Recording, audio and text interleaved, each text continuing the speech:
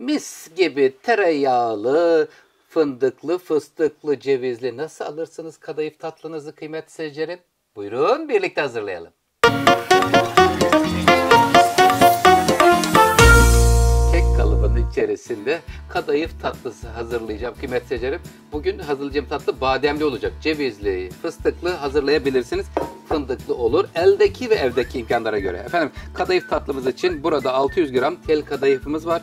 Kıymetli seyircilerim, içerisi için badem, şöyle bir kase, 150 gram tereyağı, yarım çay bardağı sıvı yağ, şerbetinde 2,5 su bardağı şeker, 2,5 su bardağı su, bir dilim limonla birlikte. Önce tereyağını tavanın içerisine alıyorum sevgiyle erimesi için. Bismillahirrahmanirrahim. Canım, erir misin sevgiyle? Evet, erimeye başladı. Kıymetli seyircilerim, hemen şerbetine gelelim.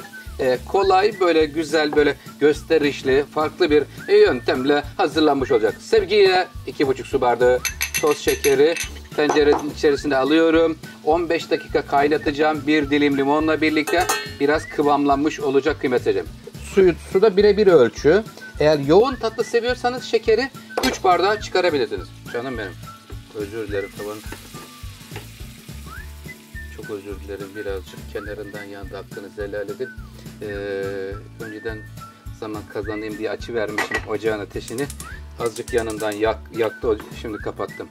Yani biraz kızarmış tereyağı kokusu olacak. Şimdi kadayıfları doğruyorum. Yağlar, kadayıfları birleştiriyor. Sonra da kalıbın içerisine alıyorum. Tüm detaylarıyla lütfen takipte kalın.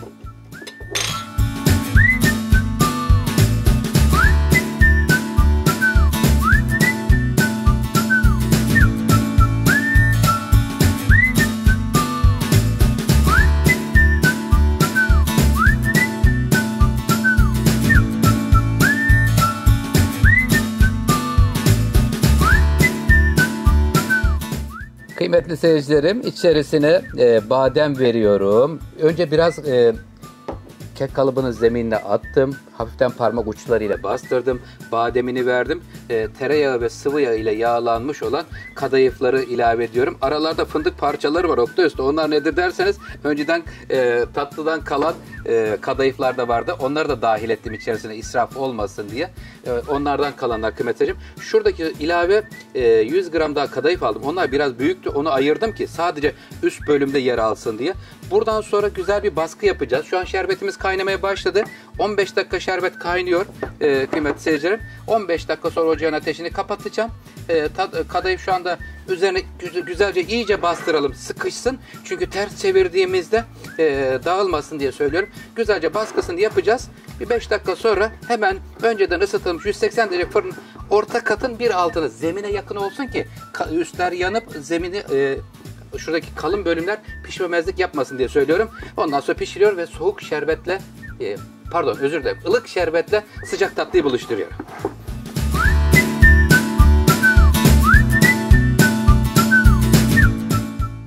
İyice bastırdım. Bütün gücümle kıymetli seyircilerim sıkıştırmaya çalıştım. Buradaki kalıptaki motiflerin şöyle çevirdiğim zaman alt kısmındaki motifleri çevirdiğimizde güzelce çıkabilmesi için. Evet, şimdi şerbetimiz şu anda 15. dakikaya girmek üzere. Kıymetli seyircilerim, fırınım ısındı 180 derece. Orta katın bir altı zemine yakın olsun. Sevgiyle pişiyor.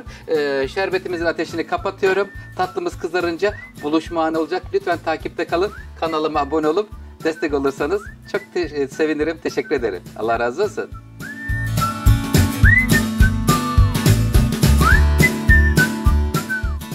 Kızarmış tereyağı ve kadayıf kokusu ayrı bir güzel geliyor. Elhamdülillah. Rabbimize sonsuz şükürler olsun. Efendim kadayıf tatlımız fırından geliyor. Kek kalıbında pişirdim. Şekilli bir kek kalıbında. Gelir misin canım? Sevgiyle geliyor. Saatime bakıyorum. 180 derecede 41-42 dakika oldu kıymetli seyircilerim. Evet, şimdi şerbetimiz şu anda hazır. Şerbetin ilk sıcaklığı çıktı. Ilığa yakına geldi kıymetli seyircilerim. Hemen nasıl olduğunu da sizlerle paylaşayım. Kıvamlandı bakın. Görüyor musunuz? Birebir şerbet 15 dakika kaynanınca böyle ballanmış oluyor. Şimdi tatlı da hemen dökmemek lazım. Hemen dökersek kalıba yapışır, ters çeviremeyiz. İlk sıcaklığı çıksın. Bir 5 dakika sonra bu ılık şerbetle buluşturacağım. Şerbetini çekince ters çevireceğim. Bu tabağa döner mi? Yandın Oktay Usta. Bu tabağı böyle de bu ölçülerde tabağım yok. Gerçekten yüreğim şu anda yandı. Ne yapacağım bakalım. Çözüm bulmaya çalışacağım.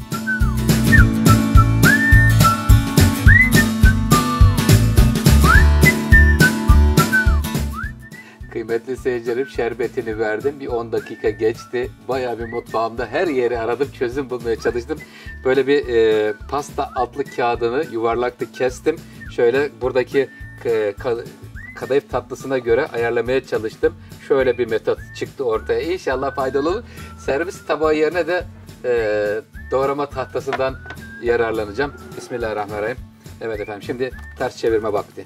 Gel bakalım canım. Sevgiyle döndürüyoruz. Hemen şuraya. Allah. Anam babam elime döndü.